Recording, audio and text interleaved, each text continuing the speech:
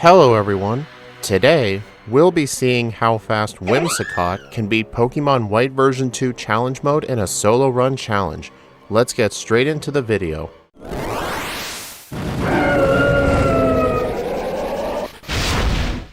In the previous video we did Lilligant in White version 2 and that Pokemon was really not good to play, especially for a lot of fights where grass really just doesn't do that well, such as the Skyla fight.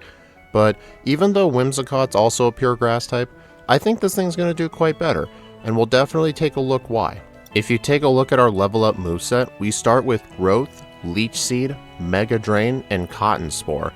Growth will raise our attack and special attack by one stage, and Cotton Spore just lowers the opponent's speed, but Mega Drain as our only damaging move really isn't that good, especially against the first rival fight here because the rival has a Tepig.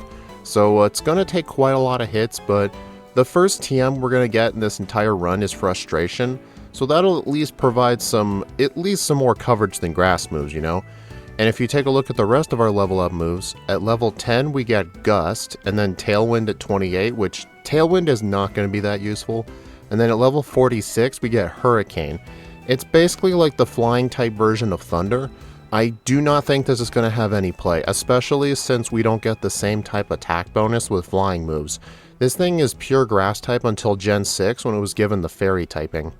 So honestly, I think we will end up teaching Gust just for coverage, but the rest of the moves by level up, we're probably just going to have to rely on TMs if we want something better.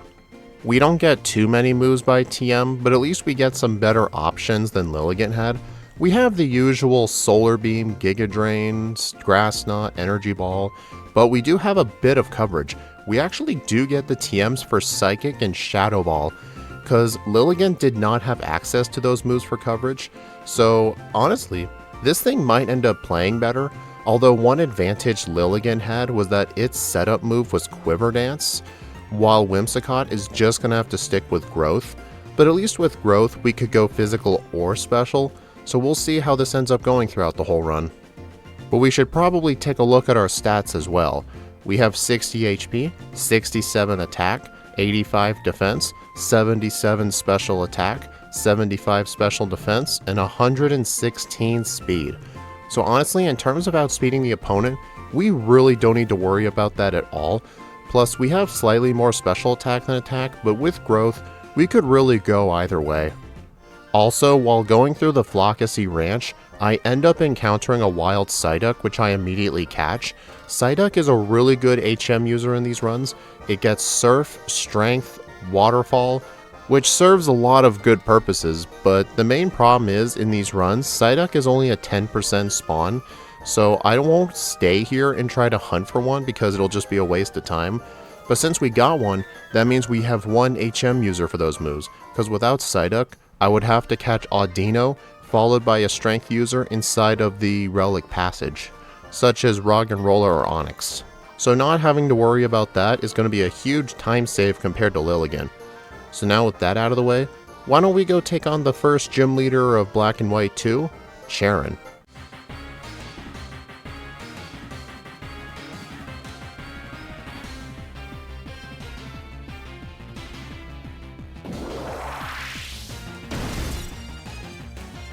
He starts off with Patrat. I go for one Growth, use another Growth, and the Patrat just nothing but just spam workup. So I am able to get to +2, and once I get there, I can sweep his whole team with Mega Drain mixed with Frustration, and yeah, Charon's defeated. I mean, Charon really isn't that good of a gym leader compared to most first gym leaders. A lot of regions like to have their first gym leader be Rock type users, just to give normal types and fire types huge disadvantages, but nothing is going to have a disadvantage against the normal type.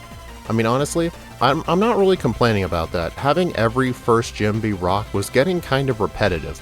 I enter the Pokemon Center, buy a bunch of repels, and make my way all the way to Burbank City.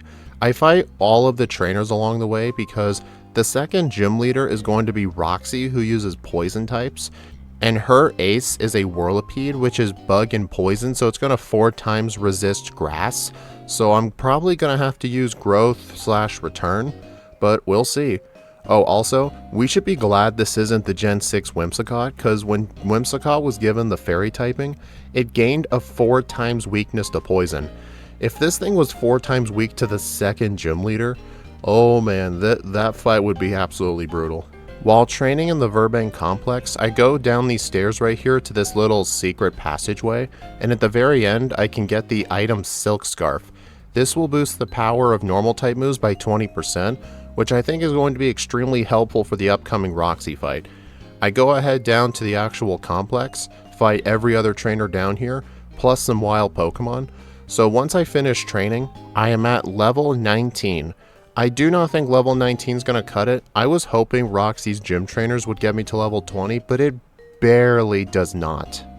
However though, I'm going to at least give Roxy a try, so let's go ahead and take her on.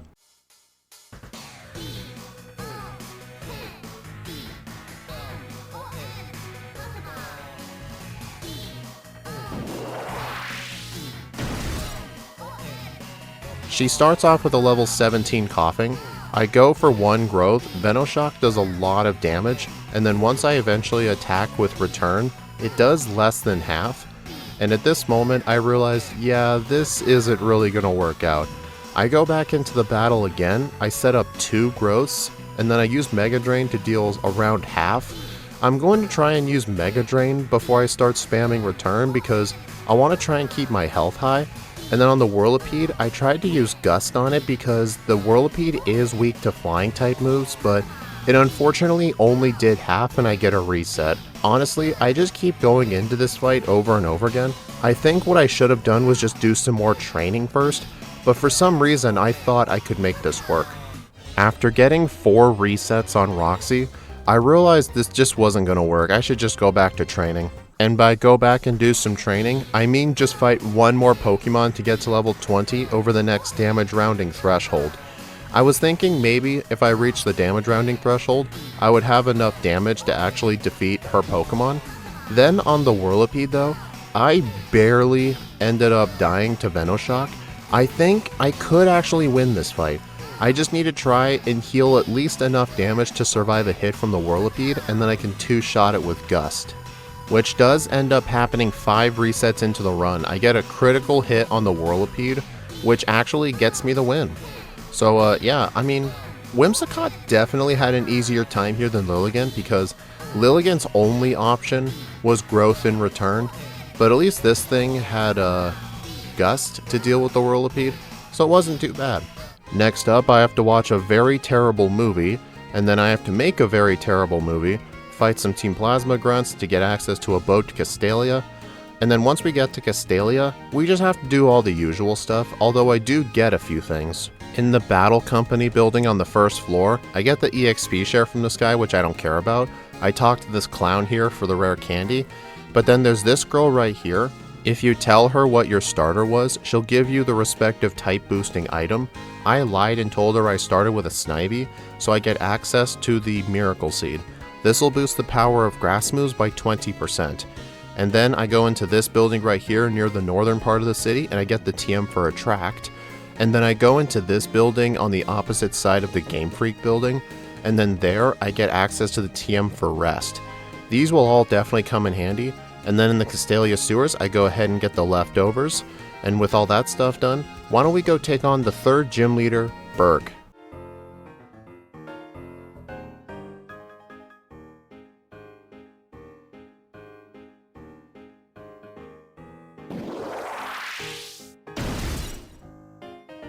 Berg is definitely going to be quite a challenge for this grass type. He leads off with Dwebble, and as I'm spamming growth, the Dwebble is spamming Struggle Bug, lowering my special attack. So as soon as I set up, I'm going to have to try and go with an all physical set, but unfortunately on the first attempt, the Dwebble just completely destroys me. On the next attempt, I'm actually able to get to +6 attack with growth. I equipped the leftovers for this fight to try and make sure my health remained high, and then I defeated the Dwebble, I defeated the Carablast, but unfortunately the Levani does live and is able to knock me out with Aerial Ace. Alright, I think I know what to do. On the next attempt here, I go ahead and teach the move Rest. I think what I need to do on the Carablast is I gotta try and heal up most of the health that I took off of Dwebble. or I could just use it on the Dwebble. I mean, either way, I need to make sure my health remains high for the Levani, which is going to involve a lot of PP stalling here. Because as you can see, I am really trying to just make sure that the Dwebble can't get me in low health, but unfortunately it ends up doing so, so I have to use Rest on the Carablast, which unfortunately isn't enough because the Levani is able to knock me out with Aerial Ace.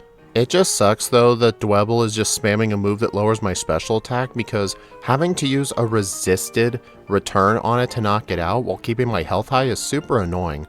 Oh, also, on this attempt, I actually make it to the Levani, but guess what happens? It doesn't use Aerial Ace, but it uses Grass Whistle, which puts me to sleep and I get a reset. Let me just mention this. Grass Whistle is 55% accurate. It is the same accuracy as the move Sing. Like, I can't exactly prove it, but I'm pretty sure Grass Whistle has a higher chance of hitting than the actual move Sing. That is just annoying. I'm thinking I may have to get a Grass Whistle miss in order to win this battle. This does end up taking a while, but 10 resets into the run, Levani finally misses Grass Whistle, and I can actually defeat it and the Shelmet and finally get my 3rd badge. You may think that the worst of these gym leaders is over, but oh boy, you haven't seen anything yet. Next up is going to be Elisa, the electric type gym leader, and she has an Emolga with Aerial Ace, plus Skyla, it uses flying type Pokemon, and Skyla is going to be very, very bad. But why don't we just talk about who's coming up next in the short term, which happens to be our first ever battle with Colress. The main reason this fight can ever really be hard is that the Magnemite will always guarantee get off a Thunder Wave because of Sturdy, plus in White version 2 there's Sandstorm on this route, so I will be taking chip damage. I could equip the leftovers to cancel it out, which I probably should hold on to for any Pokemon because it's not like I can get a Cherry Berry at this point. Fortunately on this battle, the Magnemite and the Clink end up being pretty easy. I can use Mega Drain to keep my health high despite the Sandstorm, so it wasn't really that bad. Oh, something I forgot to mention. Throughout this entire video, I actually never mentioned what our ability is. Our ability is actually Prankster. It gives all status moves priority. So for example, back at that Berg fight earlier, even if any of his Pokemon were to outspeed me, if I had used Rest or Growth, it will always go first. So if I ever end up low on health, Prankster Rest is actually going to be pretty reliable in order to make sure my health remains high. With Colress defeated and Route 4 behind us, I go to Nimbasa City here. I fight this little multi-battle against the subway leaders with Nate, and then I can take the train to Anvil Town later to get a rare candy. But I can definitely also assure I am nowhere near ready to take on Elisa, so I'm going to have to go to my favorite training spot in the entire game. We're going to be doing repetitive training against the Pokemon breeder Gallon in the Lostlorn Forest. He has a Tranquil and a Liepard, and Pokemon breeders in this game specifically, if you reload the area, you actually can rematch them. Plus, Tranquil and Liepard give really good XP because they're a middle stage and a fully evolved Pokemon respectively, so you can actually get a lot of experience really quick. Plus, Gallon is right next to the exit of the forest, so you can reload the area extremely quick. Like, this guy is such good training, it's pretty much not worth it to fight any other trainer at this point. You may just think, well, I'll fight everybody then Gallon. Nope, nope, go straight to Gallon, he's way better, trust me. Unlike Lilligant though, I actually did not do that much training on Gallon. I only train on him until level 33, and then I can take out the trainers inside the old Nimbasa gym, and then I can head to the new Nimbasa gym, where I can take on the 4th gym leader, Elisa.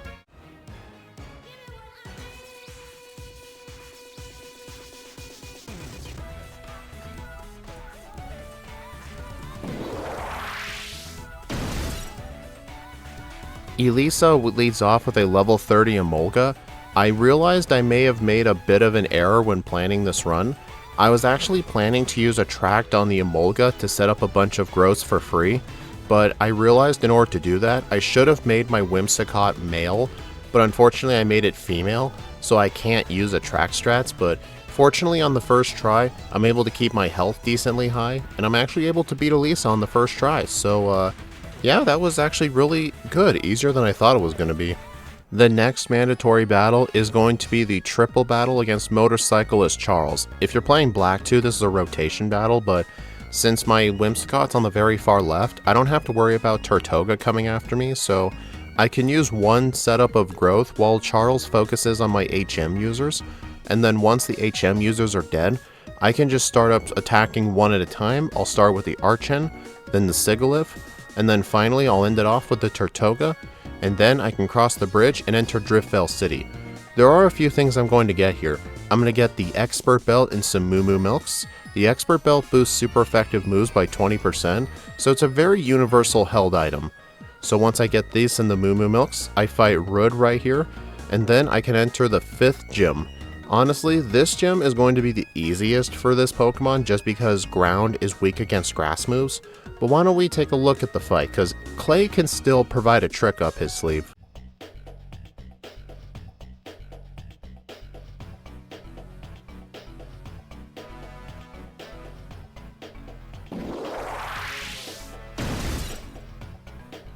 Clay leads with his Krokorok. I have to be very careful about setting up on it too much because it does have the move Torment, which would force me to alternate my moves, which can really screw up a fight. So I only use one growth on it, and fortunately all it does is use Crunch. So then once I get +1 setup, all I really need to do is just spam Mega Drain. Although the Excadrill does come really close to killing me because I keep getting flinches, and in the very last minute it actually kills me. That was actually quite surprising. See, I told you he'd have a trick up his sleeve. Fortunately though, since I made my Whimsicott female instead of male, I can actually use the attract strategy on Clay, on his Excadrill, just so it won't be able to attack me as much, so I do end up winning on the second try. So now after this, we have to do the mandatory PWT stuff. I get 1 battle point, and now I can buy a singular vitamin. Today's PWT vitamin of the day is 1 calcium. Special attack is really all I need. My speed is way too high, so it's not like I really need carbo, so yeah, just 1 calcium will do. Also on the pier right here, I actually learned this recently. There's actually a PP up over here, so I'm going to go ahead and use that. And now I have to take on a bunch of Team Plasma Grunts. Normally these are quite bad for poison types, or at least, no, I'm sorry, stuff that is weak to poison types. But fortunately, Whimsicott doesn't have any problems today because of my over-leveling.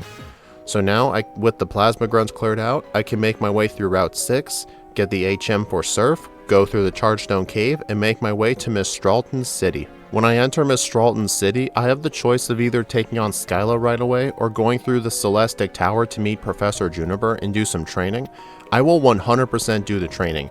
Professor Juniper here gives me the Lucky Egg, and this will definitely come in handy because Skyla is going to be a major problem for this thing. So I go ahead and equip it and do as much training in here as I can. Although in the Celestic Tower, there's this one trainer with a Litwick, it activates Burn on me and I end up dying, so I have to actually take a blackout here, which is really embarrassing. The trainers here in the Celestic Tower are generally quite tough, but fortunately no other trainer provides any issues. So once I finish clearing out the tower, another thing I end up doing is I actually go back to Route 4 and I actually get to this guy right here. He gives you citrus berries. This will definitely come in handy for Skyla. Plus I also go in this house right here and get the Bright Powder. This will reduce the opponent's accuracy by 10%. So this will definitely come in handy because the main strategy I'm going to do with Skyla is a very similar strategy I did with Lilligant. I'm going to teach this thing Flash, give it the Bright Powder, and then I'm going to use Flash and Growth to get set up and then sweep with Return. So let's see how this goes.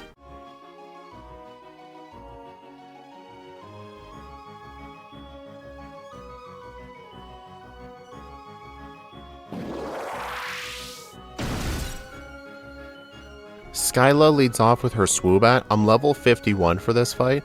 I go ahead and start setting up a few flashes, and unfortunately the Swoobat really does not want to miss, and it actually kills me with acrobatics. This is another part where Prankster comes in as a useful ability, because Flash is always going to outspeed the opponent due to Prankster. So I'm going to set up all the way to 6 flashes, and then I'm going to have Rest on my moveset too to heal up in case it hits me too many times. And then the plan is once I have +6 with Growth, just start sweeping with Return. Return is able to 2-shot the Swoobat, 2-shot the Skarmory, one-shot the Swanna, and one-shot the Sigalith, and I defeat Skyla. So yeah, throughout routing and preparation for this entire run, Skyla was the one gym leader that Axu and I really feared when routing this thing. So it's a good thing Flash actually exists as a good move. If they had kept Flash at 70% accuracy like in the older games, this fight would be downright brutal. Either that, or I would have to make my Pokemon a male just to be able to use attract strats on it, but hey, if I ever did this run again, that'd be one way to improve. Afterwards, I take a plane to Lentimus Town. I go behind the strange house right here, and I get the TM for Shadow Ball. And since I'm in the area, I may as well go deep in the house and get a rare candy. This rare candy is generally out of the way, but since I'm here, you know, may as well just get it. And do you want to know where Shadow Ball is going to come in handy?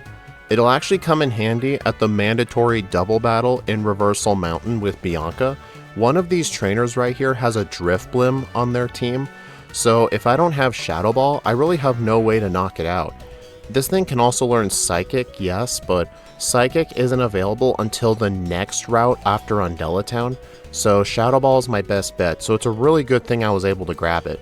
If I didn't have access to this move, I would have to defeat the Driftveil with Mega Drain. So it's a good thing we didn't have to do that. The rival in Undella Town fortunately doesn't provide any issues, and then on the next route here, I surf through the water, go on this tiny little shallow island, and then I can get the TM for Psychic. Psychic and Shadow Ball is going to be absolutely very good coverage in addition to Mega Drain, although I do have Energy Ball instead of Mega Drain, but Energy Ball, Psychic, and Shadow Ball, along with Growth, this is really like all the moves we would ever want, honestly. However though, just because we have perfect coverage does not mean we're all good to go. The next gym leader is going to be Drayden, and he does use dragon types, and he's generally a very tough gym leader. Plus his gym trainers can actually be quite tough if given the right way to defeat you. But first, I want to go over something that just happened. On the Team Plasma multi-battle in Lacanosa Town, I actually get knocked out here. All my HM users die. But check this out, this is a feature with these battles specifically. If your whole team dies, the rival actually can win the fight for you. So it actually will not count as a blackout or a reset for me, because the game really wants you to win this fight.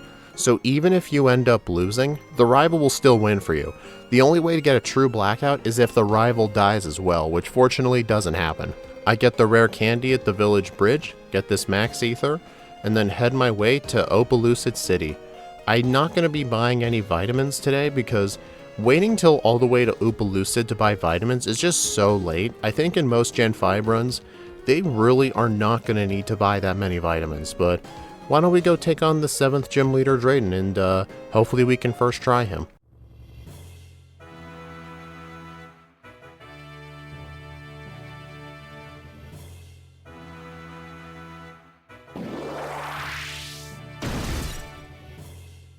Drayden leads off with his Druddigan. I go ahead and start setting up some growths, but then the Druddigan uses Dragon Tail to sweep me out, so I do get a reset here. Okay, I need to remember, just don't set up too many times on him. So on the next turn, I only set up a couple of growths, and I try and start spamming Psychic, but Psychic is doing so little damage on the Druddigan. I'm actually somewhat worried about this fight. So right before I fight him again, I actually use every rare candy that I have, plus I equip the leftovers. Hopefully this makes a difference. Honestly, I think it does, because after I use the candies to get to level 59, with only 2 growths, Psychic is able to 2-shot, plus the leftovers is able to keep my health high enough. So with this level, I can actually defeat Drayden and get my 7th badge. So yeah, the next gym leader is going to be Marlon for water types. He's generally one of the worst gym leaders in this game, just because his team is really not that hard at all, even if you're weak to water. But yeah, we'll just go ahead and skip straight to him, because the whole Team Plasma section here in Opalucid, really nothing that eventful happens. I mean, yeah, Whimsicott's weak to ice, plus the cryogonals can be an issue, but there's only so many times I can cover cryogonals and ice types before you forget, hey, this thing's weak to ice. It's probably going to be difficult, but yeah, why don't we go skip to Marlon.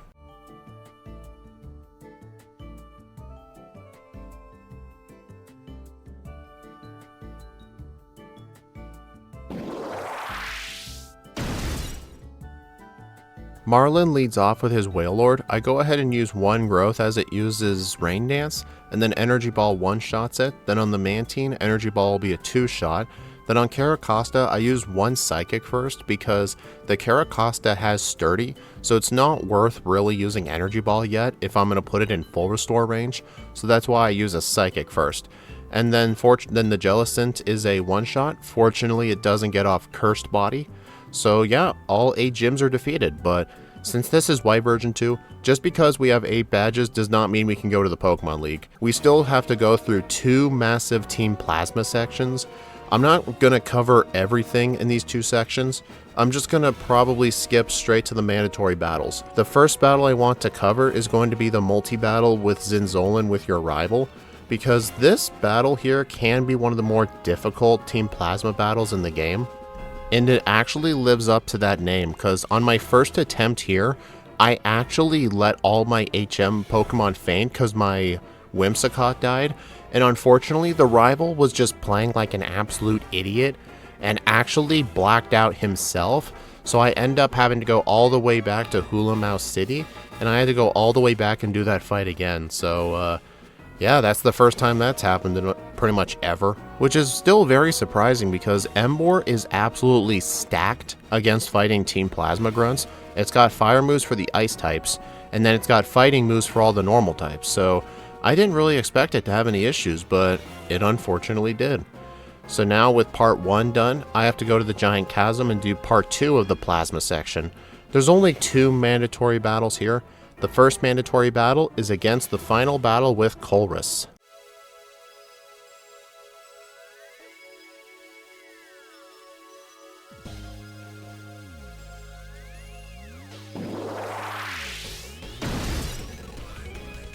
I am level 69 for this fight.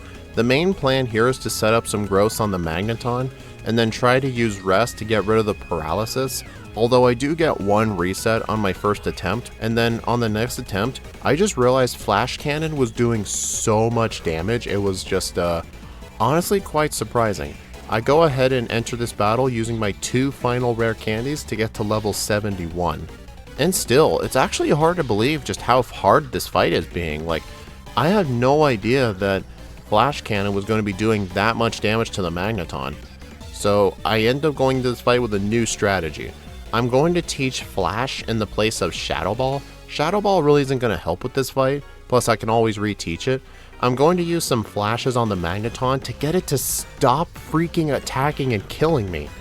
So once its accuracy is just destroyed, I can set up a bunch of growths, use Rest to heal any paralysis or HP that I lose, and once I eventually get past its Sturdy, I am able to defeat the Magneton, and then once the Magneton is defeated, the whole rest of his team is quite easy, even though he tries to do some weird switching gimmicks by switching Magneton in for Magnezone, but hey, not much he can really do about it. I end up defeating him at 22 resets into the run. So next up, we have the next mandatory battle against White Kyurem. The White Kyurem battle here is only really hard if you're weak to Ice or Fire, and this thing is weak to both of those moves.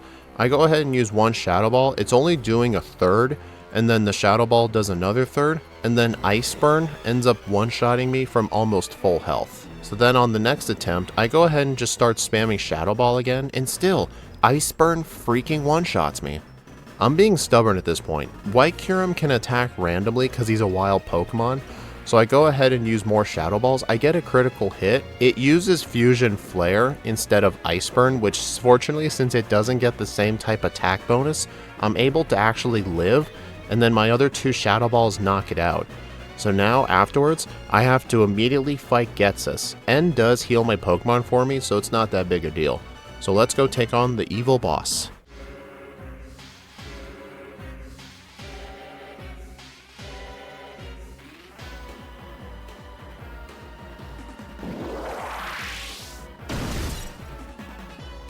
He leads off with Cofagrigus. I go ahead and start setting up a bunch of growths on it because I know it's just going to use Toxic followed by Protect spamming because Getsus kind of takes off of Koga. So once I set up to as high as I think I need to, Energy Ball and Shadow Ball is just going to be enough to completely destroy his entire team. Even the Hydreigon, fortunately. which is kind of surprising because that thing will resist both my moves, but it's not like the Hydreigon even had good moves to begin with. So anyway, once with Ghetsis defeated, the whole Team Plasma section is done. I can now go to Victory Road, defeat the trainers, and get my way to the Pokemon League. However though, there are plenty of trainers in Victory Road that can provide a struggle, but if none of them provide a struggle, I'm just gonna fade to the Elite Four. Funnily enough, none of the trainers give me a reset or a blackout, but the rival here does. His Emboar is actually able to knock me out, which is very annoying. Like, I'm 20 levels higher than this guy, and he's still being quite an issue, but fortunately Psychic is able to one-shot it on the next turn. So now, with the rival defeated, we can go take on the final 5 trainers. Let's do this shit.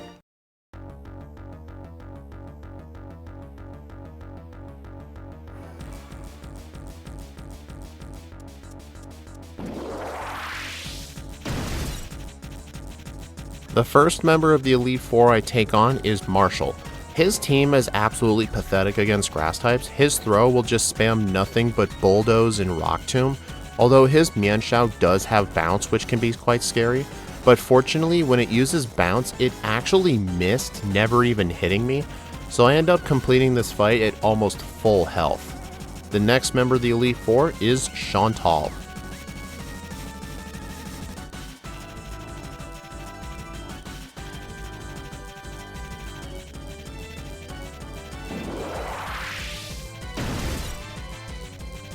Just before this fight, I teach Whimsicott rest. The thing is, I'm going to be setting up on the Cofagrigus, and the Cofagrigus has Will-O-Wisp, which can cause a burn, and will make setting up quite difficult. So if I ever get burned, I'm going to use rest to just get my health high.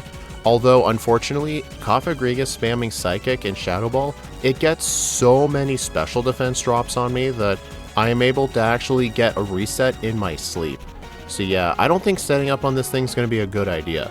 So on the next attempt, I decided to just spam Shadow Ball just completely with only one growth setup, and I just completely destroy her team. So yeah, I was definitely just being overly safe for no reason. The next Elite Four member is Caitlyn.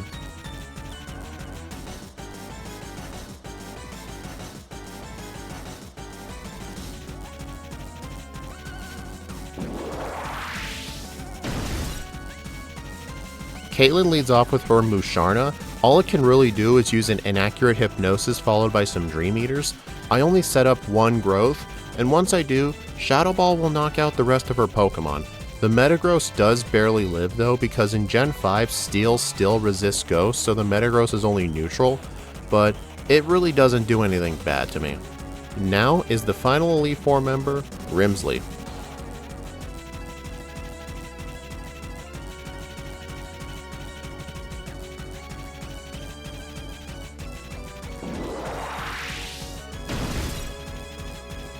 He leads off with Liepard. It just uses a fake out boosted by the normal gem after I set up a couple of growths, and then once I do that, just like with the other Elite Four members, Energy Ball is able to completely destroy his team. So now with the Elite Four defeated, we can go take on the champion of Unova, Iris.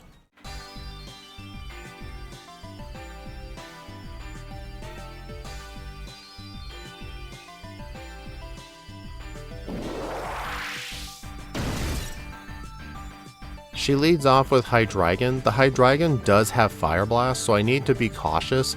I only set up one growth, and then Hydreigon is going to be a 2-shot with Return.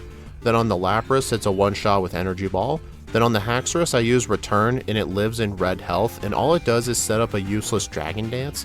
It didn't matter that the Haxorus wasn't a 1-shot because it has the Focus Sash anyway.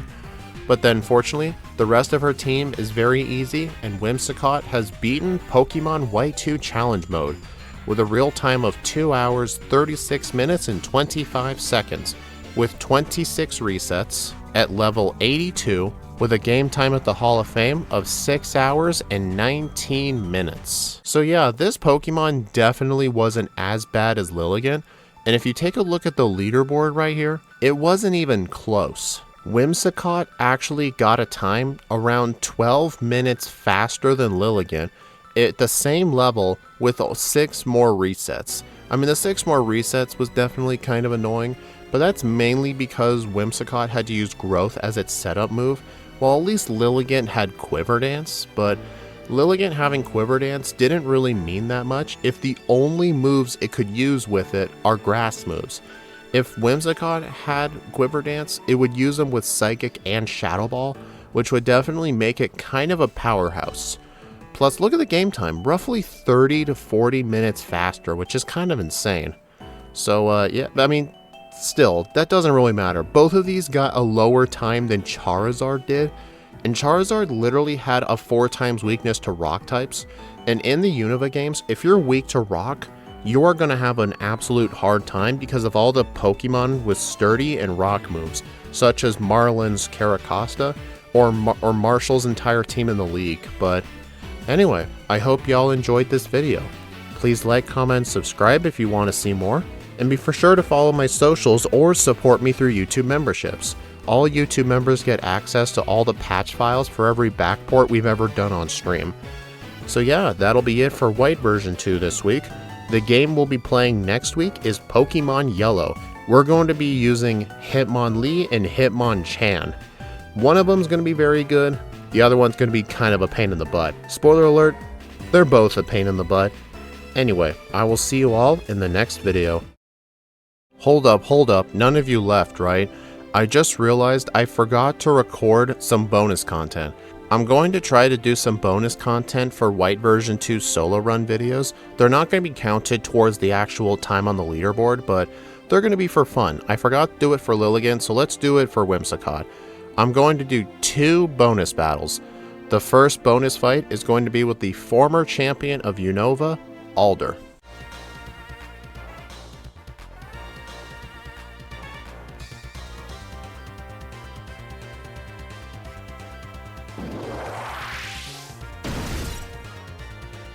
Also, ignore my badges in the bottom, just an error with the overlay.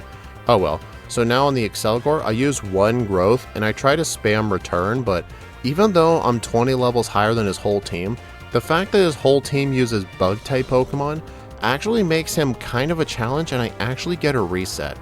While looking through my moveset, I'm trying to decide what's the best move to teach, and I decide teaching Shadow Ball over return was going to be the best bet. Plus I get Psychic back too as well. I decide to replace Rest with it. So hopefully with my full offensive moveset, Alder will actually be defeated. But we'll see. It doesn't help that Bug Buzz from the Excelgor does so much damage.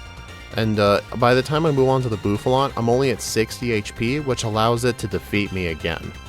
Man, I didn't think Alder's team was going to be that good, because Alder's team just uses bug types for the most part. But I guess in this one specific instance, he's actually going to be kind of good. I do have leftovers for this fight too, but still, the dang Bouffalon keeps defeating me just because the Excelgor's Bug Buzz is pretty dang powerful. After several more resets, I really don't think I can take on Alder right now, so why don't we go skip ahead to the other bonus fight I wanted to do. Let's go take on Cynthia.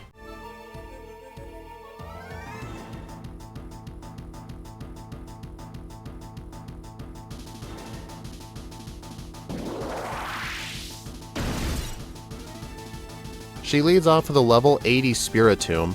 However though, this Spiritomb is an absolute pawn. It mainly just likes to set up double team in Dream Eater and instead of actually being able to attack. So if I can just set up enough, I can outspeed and one-shot her entire team. Although on the first reset, I do get put to sleep with Hypnosis, and Dream Eater ends up actually killing me. But on the next attempt though, I decide as soon as I wake up, I should just start spamming right away.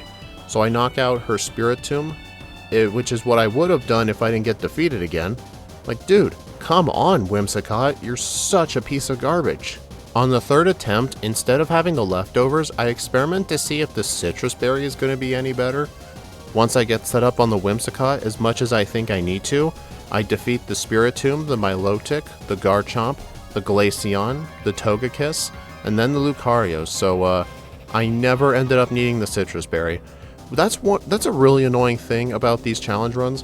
When you equip and when you change your equipped item to try and get a safer result, but you end up just getting lucky anyway. But anyway, with Cynthia defeated, why don't we actually go take on Alder now? My main strategy now is I'm going to try and use Attract on the Excelgor to try and not get hit as much, so I can get a few more growths in before I can sweep his whole team. So once I get set up with some growths, at just 21 HP remaining, I'm able to knock out his first 2 Pokemon, and then on his 8th Volcarona, I use Psychic and it barely lives, and Silverwind is able to knock me out. So yeah, okay, this guy is actually getting kind of frustrating. I can't believe I had an easier time at Cynthia than this guy, which is kind of insane to think about. However though, with Attract strategies, the luck will eventually work its way. So I end up defeating Alder at roughly 43 resets into the run. I'm able to get past his Volcarona and defeat the rest of his team, and Alder is now defeated. Finally! I hope y'all enjoyed those bonus fights. I will see you all in the next one.